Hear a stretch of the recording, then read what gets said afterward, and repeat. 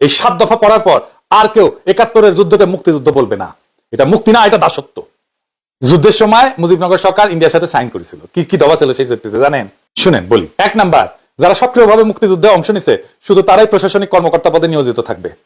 তাই করেছিল না আওয়ামী লীগ? বাকিদের চাকরিচ্যুত করা হবে এবং সেই শূন্য পদ পূরণ করবে ভারতীয় প্রশাসনিক কর্মকর্তারা। 2 নাম্বার, বাংলাদেশ স্বাধীন হওয়ার পর প্রয়োজনীয় সংখ্যক ভারতীয় সৈন্য বাংলাদেশে অবস্থান করবে। 1972 সালের নভেম্বর মাস থেকে আরম্ভ করে প্রতি বছর এই সম্পর্ক পুনরীক্ষণের জন্য দুই দেশের মধ্যে বৈঠক অনুষ্ঠিত হবে। 3 নাম্বার, বাংলাদেশের নিজস্ব কোনো সেনাবাহিনী থাকবে না। 4 নাম্বার, বাংলাদেশের আইন শৃঙ্খলা রক্ষার জন্য মুক্তিবাহিনীকে কেন্দ্র করে একটা প্যারামিলিশিয়া বাহিনী গঠন করা হবে, যেটা ছিল রক্ষী বাহিনী। বুঝছাও? রক্ষী বাহিনী কই থেকে আসিছে বুঝছাও? 5 নাম্বার, সম্ভাব্য ভারত পাকিস্তান যুদ্ধে অধিনায়কত্ব করবে ভারতীয় সেনাবাহিনী প্রধান, মুক্তিবাহিনীর প্রধান নন। যুদ্ধকালীন সময় মুক্তিবাহিনী ভারতীয় বাহিনীর অধিনায়কত্বে থাকবে। তাই হয়েছে না? অরোরার অধীনে ছিল না? তাই হয়েছে।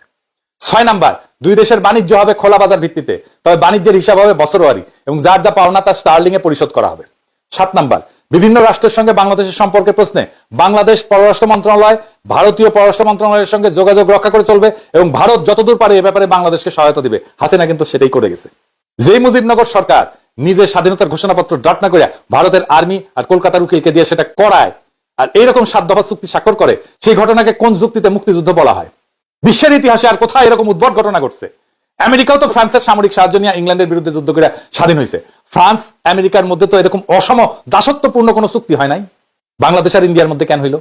দ্বিতীয় বিশ্বযুদ্ধের সময় মিত্র বাহিনী আমেরিকা ইংল্যান্ড মিলা পশ্চিম ইউরোপের সব দেশ যেমন ফ্রান্স, বেলজিয়াম, নেদারল্যান্ড, লুক্সেমবার্গকে জার্মানির দখল থেকে মুক্ত করে স্বাধীন করে।